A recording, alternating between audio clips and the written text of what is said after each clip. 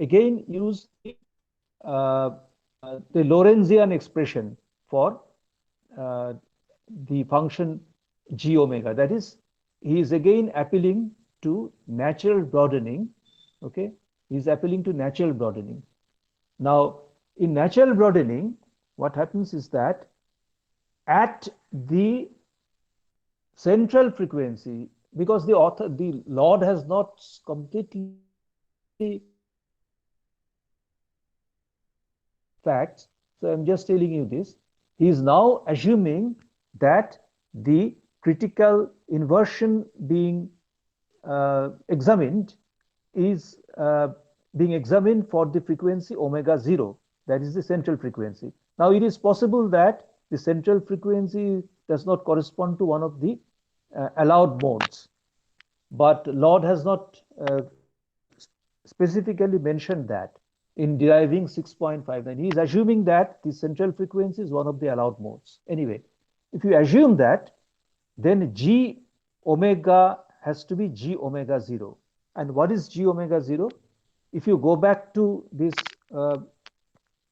expression for line shape due to natural broadening, you will find that that expression is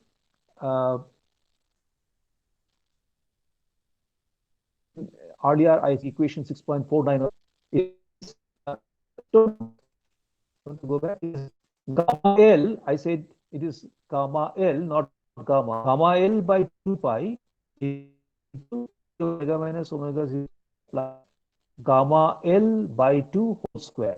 That was the equation. Now for the central frequency, you put omega equal to omega 0 and you are left with the expression uh, that the value of G omega 0 is equal to 2 by pi gamma L. So 2 by pi gamma L. Again, we saw in natural broadening, you can go back to your notes and see this, that in natural broadening, this gamma L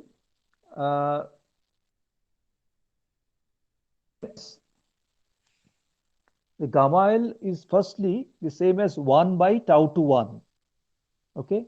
And secondly, that same gamma L, which is 1 by tau to 1, is equal to delta omega, the half width. So what is happening is that in place of G omega 0, he is using 2 by pi delta omega. Now this uh, delta omega comes to the numerator and pi comes to the numerator. So 1 pi gets cancelled in the denominator. You had pi square in equation 6.58, I think. So pi square has power of 2 cancelled because pi delta omega comes to the numerator. So you're left with the denominator. And you have factor of 2 because you had 2 by pi delta omega. So ultimately, the expression becomes omega 0 square tau to 1 by 2 tau p into delta omega. It should not be delta omega 0. It should be delta omega. It is the line width for Lorentz broadening. So just cancel 0 from delta omega 0. The delta omega 0 does not mean it is delta omega. Okay. Remember, this expression is obtained by putting omega equal to omega 0 for g omega. That way you come to this result. So this equation is known as shallow Towns equations. Russian thesis should be called shallow Towns Prokhorov equation. Anyway, this is being called shallow Towns equation for. So this is the central equation of laser physics. This is the most important equation of laser physics that should actually call 6.59 6.58 the central expression, because there you have G omega and you can to Lorentz broadening, not Lorentz or natural broadening. So G omega 0 as the G omega 0, that is appropriate to the broadening mechanism.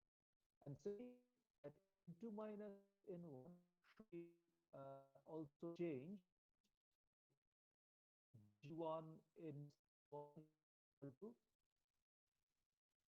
0 square tau 1 by C cube pi square tau P into G2 into G omega, something like this. So in general, you should also retain this degeneracy factors G1 and G2 on the left hand side as well as on the right hand side, and write the appropriate expression for G omega as valid for the broadening mechanism. For example, for gas lasers, G omega is not given by this Lorentz type of expression.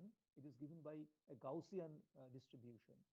So this 6.59 is not the condition that is valid for all types of the previous expression 6.58 with factors G1 G2 in appropriate places gives you condition, which is of course the general condition found by Swallow and okay. But anyway, this is the formula that they essentially found for the critical inversion. The minimum difference that must exist between the populations for lasing action to be sustained. As I said, this is the central formula of laser physics. Okay, now he gives an example here. Go to scroll Ruby laser, which we shall discuss in the next class. For the Ruby laser, directed light has a wavelength 6,943 angstroms in vacuum outside the, so the wavelength outside the laser device is 6943 angstroms. The frequency, because it is outside, so you have to take velocity of light as the same as c, that is 3 into 10 to the power per second, and use this wavelength 6943 angstroms. You will find that nu 0 is 4.10 to the power 14. And then a nu 0, as I said, it should not be delta nu 0, it's just delta nu, is found to be 1.5 to the power 11 hertz. So, well, the monochromaticity is quite poor. You can see that delta nu is only about 1 by 3000 of nu 0. So delta nu is only 1 by 3000 of nu 0, which means that the non-monochromaticity is quite large, or monochromaticity is rather poor for this light. Tau 21. Tau 21 is the mean life of level 2. Mean life of level 2 is 4.3 milliseconds. 4.3 milliseconds is quite a long time in, as far as atomic transitions are concerned. So this is a rather long lifetime. And tau p, the amount of time that a photon spends within the resonator, or in the case of Ruby laser, within the Ruby rod, is 6 into 10 to the power minus 9 seconds, 6 nanoseconds. Of course, this tau p depends on the length of the rod. If you go back to the expression for tau p, you will find that it depends on the length of the rod. So when I say 6 into 10 minus 9 seconds, it is valid for one particular size of rod. It is not valid for all sizes of rods. So if you use these values, you find that the critical inversion requires a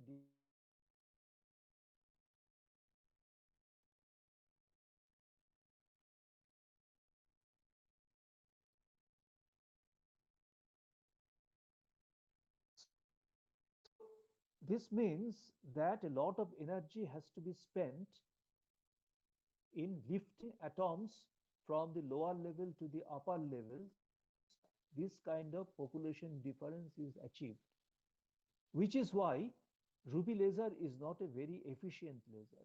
It consumes most solid state lasers are very efficient lasers. They consume a lot of power. So uh, the ruby laser is important from 2 points of view. Firstly, it was the first laser ever to be manufactured or uh, to be constructed. And secondly, the ruby laser is used in one particular manner uh, where you produce a giant pulse. The trick by produced is known as Q switching, which we shall take up in one of the last two classes. By Q switching, you can produce a very high intensity pulse from a ruby laser. So that way, a ruby laser is still important. But that we shall come to after three more classes. The giant pulse production by Q switching. Okay, now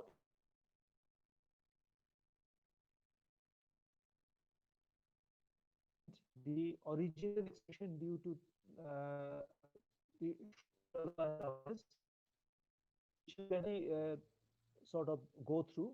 There is no big uh, issues involved.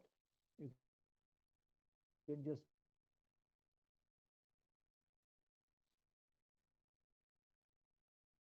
written like this. Now wait, tau to 1. Tau to 1 equal to 1 by A to 1. Now for that, they have written an expression. Where did they get it? That expression on the right hand side. You see an expression is written on the right hand side, which is quite mysterious. Where did they get it?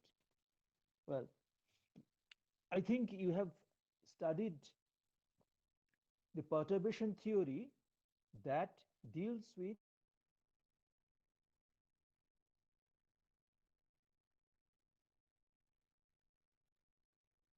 uh, uh,